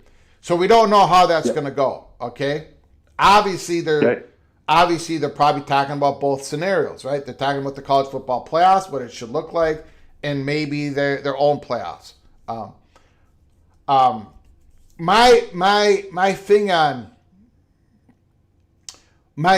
the 16 team playoffs is the following: the math doesn't work. It just doesn't work. So I don't know. I get that. I understand that. So I understand why you're saying it, because you're losing the playoff game. You're losing the conference championship game. So it doesn't work. If we want to keep all this together, if we're all going to play each other, and we're all going to eliminate our conference championship games, it doesn't work just to go to 16. So and the SEC has the biggest to lose by losing their conference championship game. Yeah, but they probably have the most to gain if you go to 24, because you're going to have more home campus games. Your 9-game conference is going to be protected. You're going to get more of the distribution money of the next game, because you get 29% as a conference. You got more to gain as well. Well, why don't we just? Why not just add a 13th regular season game? There you go. There's more money, and you know, and that maybe that, or a 14th season game, whatever, and then there's more money. All right, and then we can keep the playoffs at some maybe more reasonable level without going all the way to 24. The number 24 is used by a whole lot of different divisions in football. FCS has been used for years and years and years. It's that's why when people keep saying that college football is not a playoff tournament, not a sport for playoff tournament, I don't understand that, because it's, except for the highest level of college football, it's always been a playoff tournament sport. So, like I say, Christopher Hooter, if I could be king for one day, right? Dictator for one day, and I should be, Mr. Hooter. Let's be honest. I should be dictator for one day. I would make one rule, one declaration, and then I would step down from my throne. I would say, we're doing the 2014 playoff 1 year, and nobody can stop it. Not Christopher Hooter, not Edward the Auburn Tiger, not Jared Jones, not Daniel expansion crush. Nobody can stop it. 2014 playoffs, 1 year, dictator Pflugar, because I think everybody would fall in love with it. They would fall in love with the regular season. You guys would be arguing over the seeding, over who gets the playoff, home game, 24 versus 9. What is the spread? Is the team going to be within 18 points? We're going to be debating all of this stuff. More storylines, more games important late in November. One time, and I think it's going to be, I think everyone's going to fall in love with it. If I was dictator for one day. Well, if we're going to all the trouble to make you Caesar for a day, you're going to do more than that, but okay. No, that's the only thing I'm interested in. That's my only. Okay, man. It's my only decree from my throne. All right. Well, long live the king. God, thank you. Appreciate it. See you, buddy. Appreciate it, buddy. Okay, yeah, bye. God, it's not that world hunger, environmental stuff. It's not. It's my. Thank you, Christopher Hooter. Beautiful call, sir. Beautiful call. I'm going to have to take a minute here. Thank you, Mr. Hooter.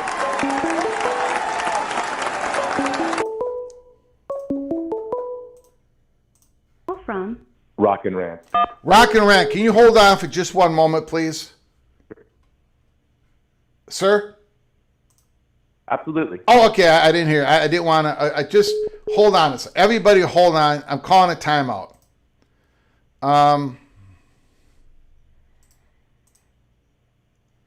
Just give me a moment. I know this is rude of me.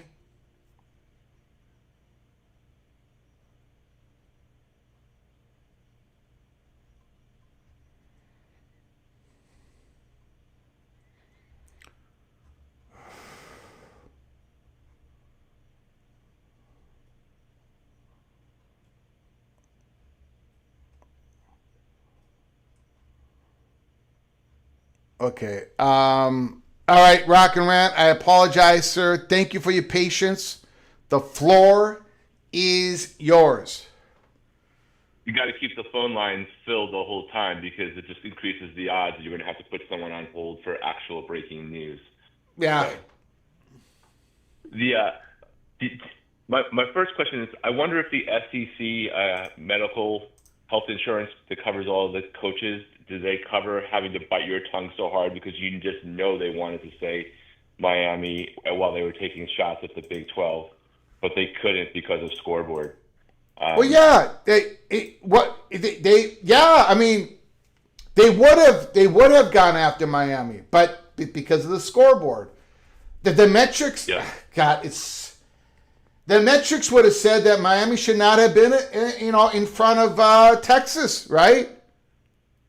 Their metrics, yeah, I'm sure SEC metrics. Even though, yeah, I'm sure they would have tried to figure out a way how Miami beating Florida at home doesn't count as much as Texas losing to Florida on the road. Their metrics would have had Miami in back of Texas. And that's why people who actually do respect the SEC and think it might be the deepest football conference also loathe them at the exact same time. Yes. Because there's constant crying from the privileged about it, as opposed to like having some strength in your argument and fight for your thing, but not do it at the expense of taking shots that don't actually make sense in those people's lives. And to me, it's why the SEC should be for a larger playoff, because they would benefit from it. They would have more home games in the first round. They would have a bunch of home games in the first round on campus. They would have a whole bunch of home games on second round games on campus. Well, here's the thing, Greg. I've said this before. I don't really care where they go, 16 or 24. Yeah. I just wanted to do one thing and stop. That's it. So I don't really have a horse in the race. I'm just watching the race with popcorn. But I will throw out a counter. This wasn't even like the point, but now that we're on it. If you look at the last 2 years, maybe there's a different reason the SEC does not want 16, and I don't know. I'm just making this up, right? The last 2 years, the SEC would have only gotten 5 teams in the current structure of the 2014 playoff, right? So Therefore, that means percentage-wise of revenue, they would get less, right? Now, granted, I know the model's changing and they're all getting a fixed amount. Yeah. But if the model were to change again, the last couple of years at least, only 5 teams were in the final top 24 rankings. I'm sure over time they might have 8 or 9, right? Like, no doubt. Like, I'm not acting as if that wouldn't be the case, but when you're not as confident as you once were, recency bias trips into your thinking, and I wonder if part of that is that, but also that might be the other argument that they're having about why they want those metrics in, because they probably feel, and maybe even justifiably, that they should have had more than 5 teams represented in a theoretical top 24 based off of those same metrics, especially when this coming season and going forward, they're going to all take enough, they're all going to have, on average, a half loss more. They'll also have a half, they'll have a half loss more on average, right? Not even a half win more. Mm-hmm. Because the wins are capped, but because they're playing against each other, on average, they're going to add 8 more losses into the conference. So not on average, just statistically, they just are going to, unless somehow a game gets called because of rain and they never make it up. So the other thing I wanted to bring up, you keep mentioning, rightfully so, and you turned out to be right, and we turned out to be right yesterday on some of this stuff about the Big Ten and SEC, that the freedom of association for those 34 teams that are in there. I think you got to take it bigger, right? Because indirectly, they're also limiting the freedom of association of every single team that has even randomly grabbed a seat in your Holy Smokes theater. Yeah. Right? Yes. So however many teams are possible, like if you do the biggest expansion zone and SEC goes against chalk in everybody's minds and goes to 8 more teams, it goes to 24, and the Big Ten were to do 24, and you had 14, well, then you have, 16 to 20 people who all think that they could go that route, right? That are their freedom of association to move up is being removed, and they're being put into a permanent additional, like a mid-tier or second-class status, right? Because the G6 and power, they might all have that fear of the gap getting bigger, and this bill's trying to defend it. But you sort of have like the Democrats on one side, Republicans on the other side, whatever way you want to look at it, and in between you've got the independents, right, that are sort of in Never Land, and there's teams that are within a Power 4 conference that could be in Never Land and not be able to associate with whoever they want this next round. And then if you're a Florida State, if you're a Clemson, if you're Miami, you're going to be permanently trying to figure out how to make up a media gap, because even if the rest of the 75% were to align their dollars, and even if that deal gets better for everyone, which I think it's possible, I think it raises the ceiling and the floor, it still wouldn't close the gap to what the Big Ten and SEC do. Yeah. So the whole freedom of association thing, I think, is not just those 2 conferences, it's anyone who has possibly had a chance of going into your theater. Yeah, I agree. I failed to say that early in this program. I think I said it yesterday, but yeah, you're taking away those freedom of association as well. And this whole thing about trying to close the gap. I mean, okay, so you might do everything you can to. First of all, I don't even know how you close the gap with this bill, because according to the bill, you're going to have to negotiate with the Big Ten and the SEC to do the pooling of the rights, and the SEC and the Big Ten they're going to make sure that they don't lose ground to the other It's just, I don't know how it would work. But the other thing is, it would work. It would work on some level. Like, okay. Not, it wouldn't close the gap completely, but in theory, scarcity creates certain things, right? So Ohio State would make more money if everybody negotiated together. They would. If you just said, I need another $10 million to fund my Olympic sports, and I'm willing to do that, you probably would get that by a unified deal. What would happen, though, as a byproduct, as it specifically relates to football and resources, right, is that it would give you more money, but also remove some degree of separation. Not all of it, because it would still be, I'm sure, tiered. But it would raise the floor for other programs so that gap isn't there. You get more money to fund your sports overall, but you're probably empowering, the next level or two to get a little bit closer. $5 million less they don't need to get from boosters, or an NIL program in a big metropolitan area. So I agree with you on that. But we always come back, or Cody Campbell always wants to come back to the gap between media money, right? And that is a concerning thing for a lot of programs. But, there's other money, there's other buckets of cash that separates us all. Miami, the University of Miami Athletic Department generates more money than the University of Minnesota, and it's not even close. Even though Miami gets a lot less media money than the Big Ten, than Minnesota, because there's a lot more people willing to invest in the University of Miami Athletic Department. So what is the next slippery slope in trying to force the gap to get closer? Are you going to go next, not just after media contracts, conference? Are you going to go after certain institutions that maybe they should have a cap on how much revenue, how much money people can donate to the athletic department? You know what I'm saying? It's like you're taking away one gap, but there's other gaps out there. Like, where are we going with this? Like, how go ahead. No, you're right. There's no way to ever make it completely even, right? Like, even if you use the NFL model, there's no world ever where the Jacksonville Jaguars and the Dallas Cowboys have the same revenue model, right? Mm-hmm. And Ohio State will always be at the top because, one, it's gigantic, right? It's historic.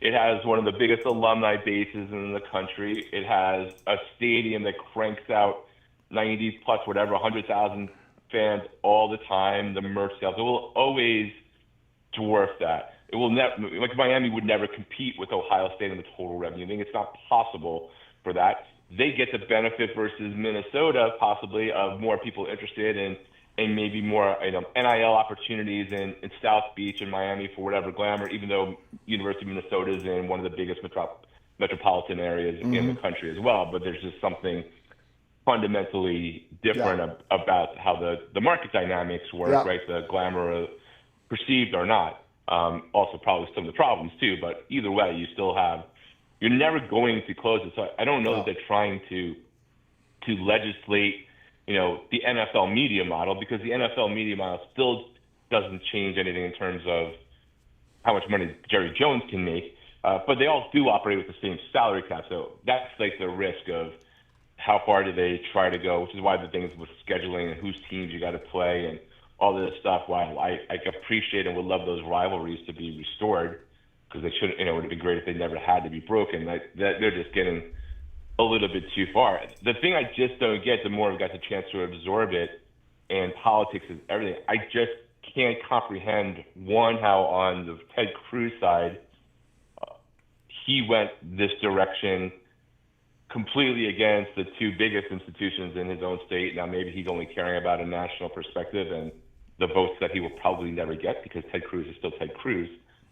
But maybe he's doing that. And I still can't get how Cantwell went against a lot of things that she said, because she's getting smoked online by a lot of people who supported her past legislation that feel like she sold out the athletes, all in favor, maybe in her case, of trying to protect Washington State. Like, so it's wild, other than to think that Cody Campbell has got the juice and he's got the Trump backing and everything. I agree with what Sankey is saying, on that. Like, it's mind-boggling how the SEC, with as much power as they have, including in the same states that at least one of these main sponsors represented, it got kind of hung out to dry. And I'm not crying for the SEC. And you guys aren't a propaganda item as much as people want to say that. But this makes the SCORE Act seem really basic. Because it had its positives and it had its flaws, but it was so cut and dry political line. You could see where everybody lined up, and it wasn't that hard to figure out. This one that everybody had their aspirations on has like some amazing things in it, some amazing things I don't think could ever hold up. And then, like, what the hell just happened to that? It's so, I guess the question for you is ultimately, even like, to what degree is the damage going to spin back towards whatever, the Big Ten and SEC towards the ACC, as an example, on a legislation that, like you said, is probably dead on arrival as a fallout of this, if it was really kind of led by, Cody Campbell, for lack of a better. I just think that the voices in the room who have been supporting the breakaway are going to get louder because now they can point to this bill. The people who are voicing caution and hold on a second, we don't know if this legally is even going to help us and blah, blah, blah. And what, the political blah, those voices are getting more and more silent because of this bill.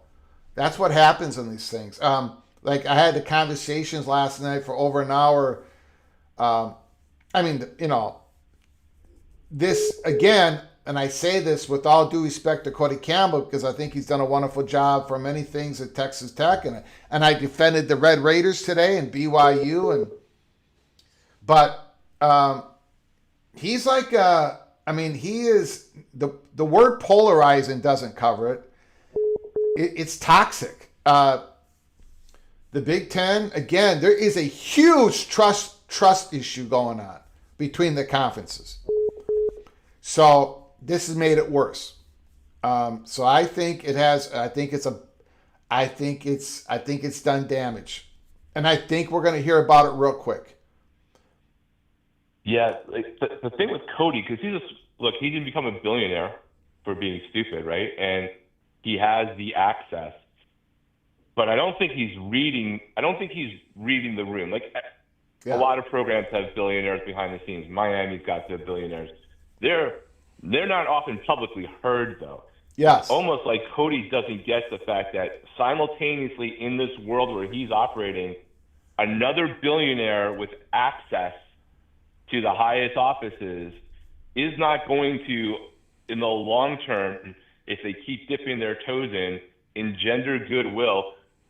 You have to probably the SEC and Big Ten offices based off of the competing agendas, but from the public at will, because honestly, I don't want to hear what another billionaire has to say about everything in this world again. Yeah. And I wasn't against him fundamentally coming out because I thought what he originally said made sense and I understood where he was coming from. But then it moved from the point of intelligence and an informed opinion to privilege because of money access. And I think that's where he lost, in a lot of people's minds, the credibility because he's really just trying to figure out a way to save himself some money in his program. And I understand what you want to do in your school. Yeah. Again, I was a Miami fan, 20 years of the wilderness. I understand. But he's not the best spokesman for that side anymore. I don't know who the best replacement would be. But when he just comes in, I take it with a grain of salt, not because his original ideas weren't great. There's another billionaire who did cars that I thought was really great at one point, and now I don't want to hear from anymore. No. And he's kind of in a much less toxic world of that, playing that place. And I don't think he's helping his ultimate cause right now because now they got a legislation that is almost certainly not going to get him any of the things he was hoping to get. Yeah. Yeah, I agree, sir. At least you got a lot of content for May, and by the time this is all washed out, we'll be in actual getting ready for I don't even worry about I do not worry about college football content. It's going to come no matter what. If it wasn't this, it'd be something else, right? So yeah, it's bonkers, man. Yeah. It is literally the Real Housewives of the college football world at this point. Yeah. So, all right, Greg, have a good rest of your show, man. I appreciate it. Thank you, sir. Great call. Rock and rant, legendary college football mafia.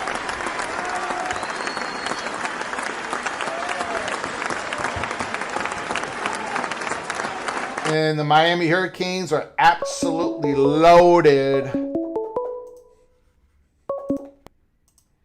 From Evil Badger. Evil Badger, can you hold on for a moment, please?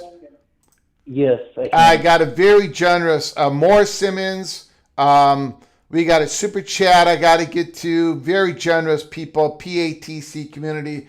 Mohr Simmons, 5 gifted memberships. Mr. Seminole Wind gave a membership to Richard Brookins. Slapnuts, Carson, AV Akai,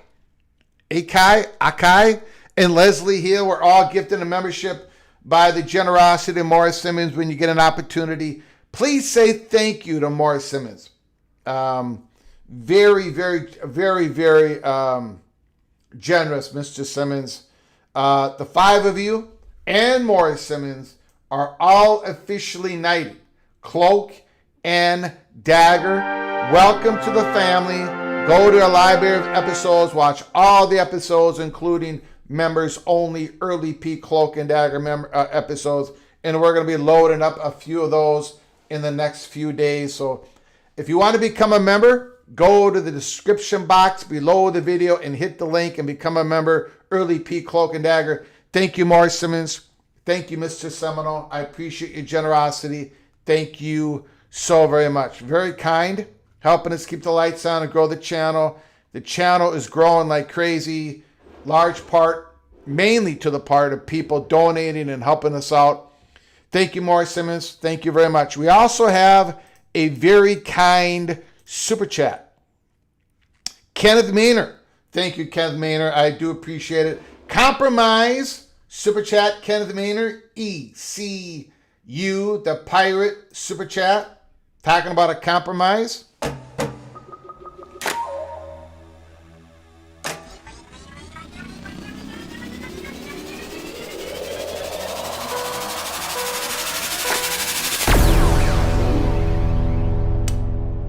Kenneth Maynard, compromise could be the Big Ten and the SEC keeping their sovereignty. In turn, they respect the ACC and the Big 12s. No pooling of meteorites and realignment freeze. Well, realignment freeze is going against the sovereignty, right?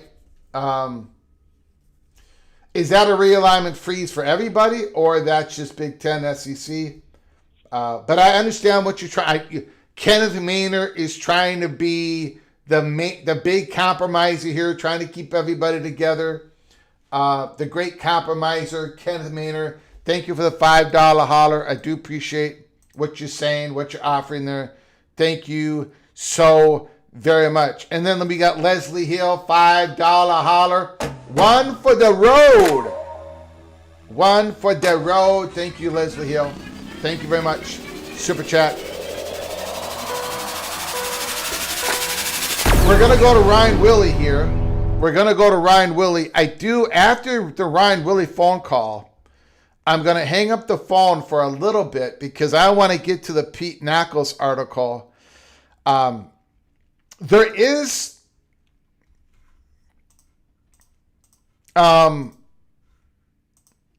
we're going to get some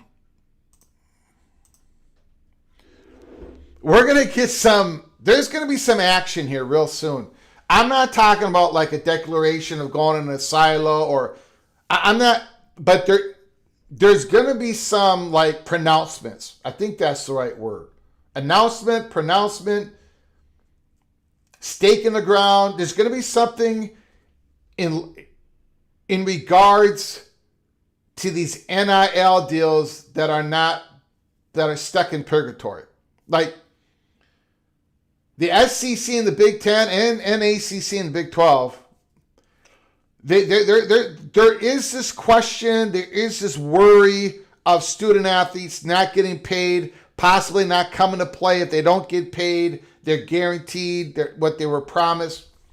There is this mushroom cloud that is getting bigger and bigger and bigger. We're going to talk about here in a little bit. Ryan Willie, thank you for your patience. I appreciate it, Mr. Badger. The floor is completely yours.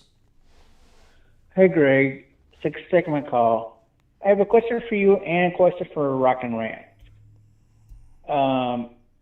Would Cody Campbell be for this legislation if Texas Tech was in the P2? And the question for Rock and Rant is, since the P2 is basically a frozen from realignment, would he want Miami to go to the Big 12? Rock and Rant, I think he wants Miami to go to the Big Ten. I'm sorry, I guess I don't quite understand the question. And I don't want to speak for Rock and Rant, but can you repeat that first part? Okay, so do you think that Cody Campbell would back this legislation if Texas Tech was in the P2, and because of the P2 being unable to, according to the legislation, not being able to add 80 schools, and Big 12 being the only other conference, the ACC and Big 12 being able to realign, would he want Miami to go to the Big 12? I can't speak for Rock and Rant, but I'm gonna guess.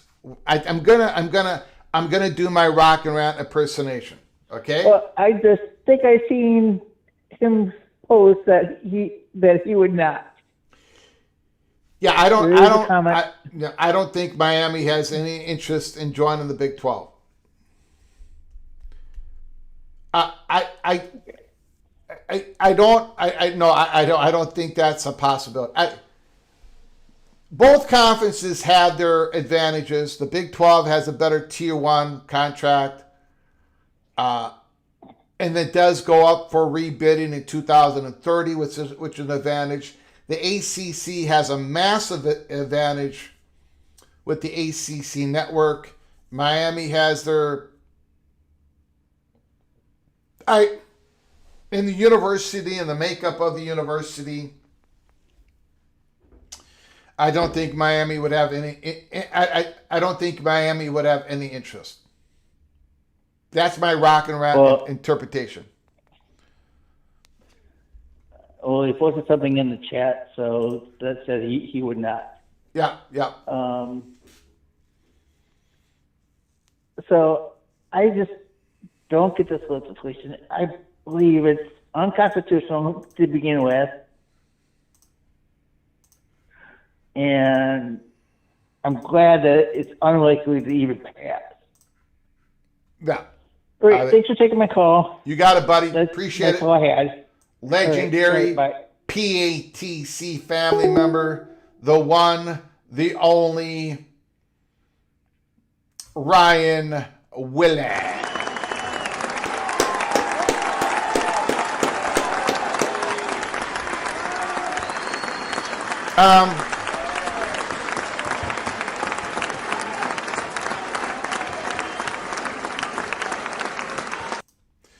Mohr Simmons, Locked On Big 12 vlog, has a post of Cody Campbell wanting to buy Texas Tech in the Big 10. I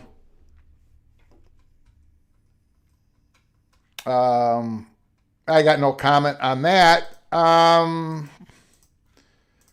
Texas Tech is a very valuable school. No question about it.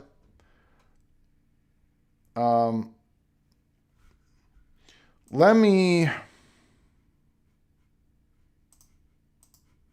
Hold on, everybody. Hold on. We're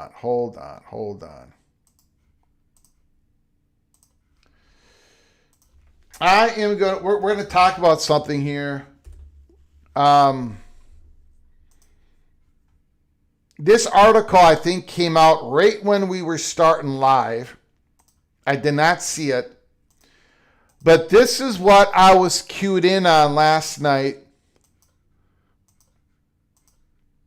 I think there's going to be some more information that's going to be coming out on this. Hold on.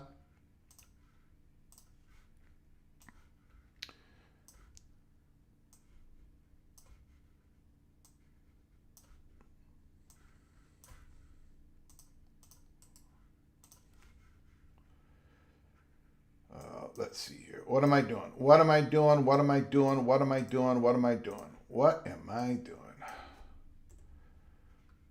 The original Minnesota moron.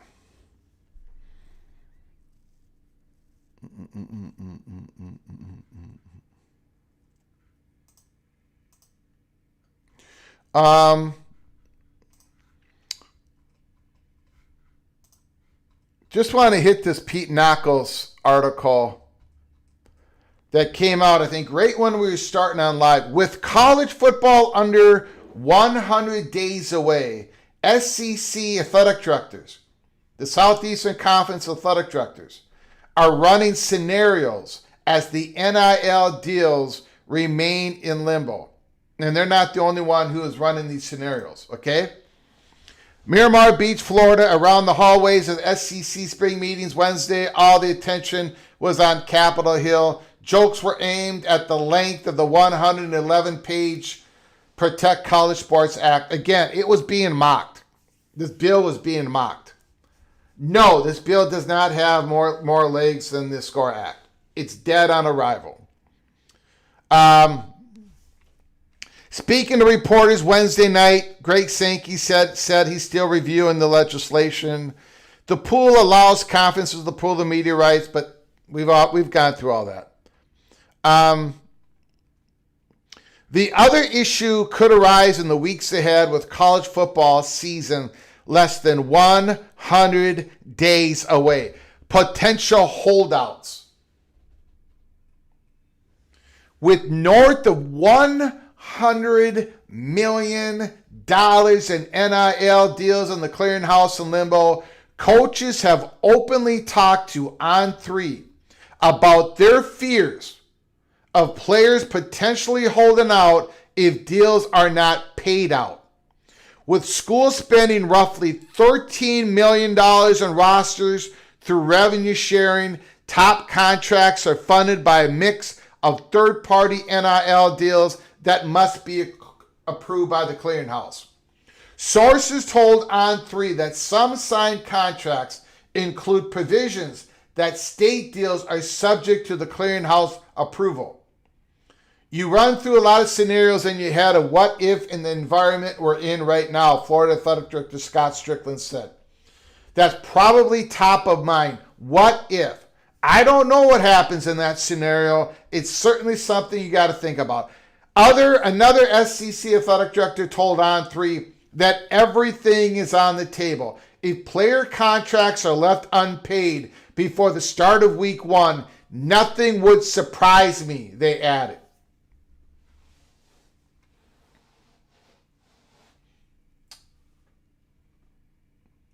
Unless legislation works, this is the Tennessee Athletic Director Danny White, Oklahoma Athletic Director Roger Denny. The only route we've got to enforceable case happens to the CBA. And so legally, whether we like it or not, legally that is the answer. Absent legislation, Denny said. And so we've got to have that conversation in a real way. CBA, collective bargaining within the Southeastern Conference. I'm telling you, this is all gaining steam. And that's it. That's it for the article. We've got potential of a holdout. We've got potential of player holdouts because they're not going to get paid. They're talking about a luxury tax. A luxury tax, which we talked about here at Peek Around the Corner. The SEC discussing an in-conference luxury tax where there's a cap, but if you go over the cap, you pay money into a luxury tax, and that money might go to the bottom tier teams or to Olympic sports or whatever. I don't think they got it all figured out. A lot of ideas are being kicked around in the Southeastern Conference and in the Big Ten, all looking for the possible breakaway. Now we're going to open up the phone lines again. Do appreciate your patience. 763-260-1333, 763-260-1333. Give us a call.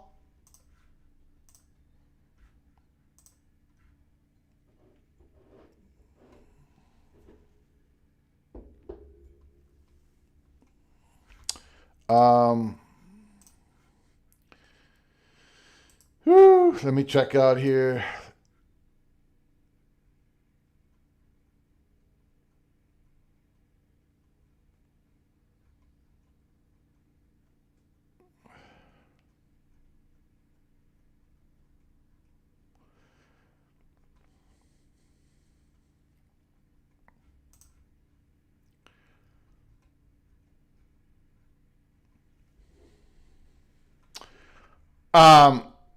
Also, you know, the Big 12, the Big 12 is looking at going to 10 conference games.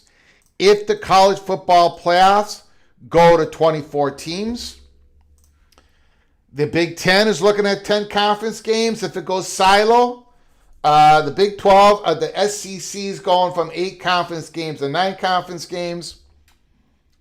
So is the ACC. So we're looking at a lot more conference games, a lot less non-conference games. We're looking at you, Notre Dame. We're looking at you, Texas. Chris Del Conte, the Texas athletic director, said yesterday that their future non-conference game, the Texas Longhorns versus Notre Dame, is tentatively scheduled. We don't know if that game is going to get played. Can you imagine a decade ago, 15 years ago, 5 years ago, that a major football program would talk about a non-conference game with Notre Dame in the future as being tentatively scheduled, like it's not in cement? Can you imagine that? But now that is the world that we live in. Bigger conferences, bigger imbalanced schedules. They want to do more conference games, and they possibly are going in their silos. My goodness. All right, ladies and gentlemen, I think that's it. I don't see really any more phone calls are coming in. I do want to thank the super chats here. Thank you so very much. Caleb Ramirez, thank you very much. Mohr After Dark, Frank Potter, Eva Badger, Bill G, Kenneth Maynard, Morris Simmons, and Leslie Hill for your generosity. I appreciate it, helping us keep the lights on and grow the channel. Thank you we still got 133 people watching us. I appreciate all of you. Before you leave, please subscribe to our channel. Smash the like button if you liked our content. Share the video with your family and friends. Make sure you ring that notification bell. SEC, what is going on in Southeastern Conference country? We read the Pat Forday article of Sports Illustrated. The SEC still doesn't like the metrics that the playoff committee is using. They still don't believe that BYU and Texas Tech, the Southeastern Conference is not that into you. Big 10, Big 12, ACC, more proof of that. And then we talked about, of course, the big news, the Ross Dellinger article late last night. This was not a Cantwell Cruz bill. This was a Campbell Swarbrick bill. Campbell Swarbrick wrote this article. Smash Capital influenced this bill. And of course, Cody Campbell, saving college sports. Cody Campbell, targeting the Big Ten and the SEC sovereignty. According to college football's Peek Around the Corner, you can take this however you want it. You can agree, disagree, put it in the comment section. I read all the comments after the program is over. I read them all as they come on in. Put down what you believe. But this bill is DOA, dead on arrival. It is being mocked by the Big Ten and the SEC. It's being mocked last night. It was being mocked this morning. This is going nowhere. It's being torn apart by Democratic politicians, Democratic interests, Republican politicians, conservative interests. This thing is dead on arrival. And the Big Ten and the SEC continue to make plans on going silo. We're going to cover that all and more. Continue here at Peek Around the Corner. Again, before you leave, make sure you subscribe to our channel. Ring that notification bell because we very well might come on later today. This is the last day of the SEC spring meetings. There's going to be more information, more news being produced out of these meetings. And we're going to cover it here at Peek Around the Corner by hook or by crook, by either an episode or going live, depending on what the news is. Again, there is things that have to be acted in the near term. There are things that are going to have to be acted in the midterm. There's going to be things that are going to have to be acted in the long term. The short term is they got to figure out this NIL money that is in purgatory. They are in fear of player holdouts. Can you imagine? So buckle up, brace for impact. Until next time here at Peek Around the Corner, please, you all take great care of each other. And as always, God, family, Golden Gophers.